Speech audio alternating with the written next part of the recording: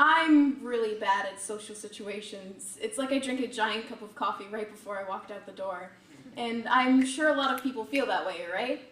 But I have anxiety, and having anxiety is like adding a double shot of espresso to that giant cup of coffee. Even thinking about doing social things make my heart race like I just ran a marathon. My stomach becomes jumbled like a pile of old schoolyard jump rope. My anxiety makes every little thing seem like the worst thing ever.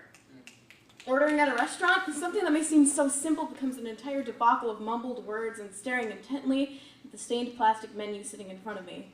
Meeting new people, that's a whole other level of hell. My face burns and I get so self-conscious of every word I say that I don't even remember the conversation after we say our goodbyes.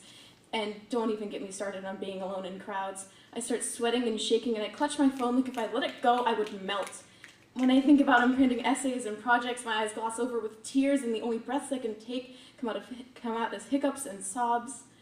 Plus, I haven't even told my therapist about this.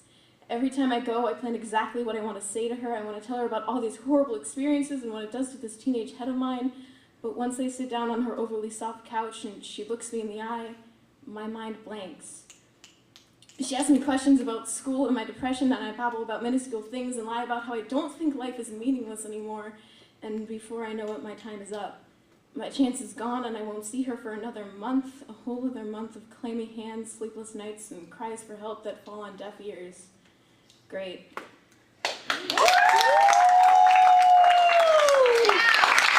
To see your image dissected, chin shaved, waist clinched, your silhouette by the lovers of guns, violence in the form of drums beat each night to Before we go, before we check out, before we know that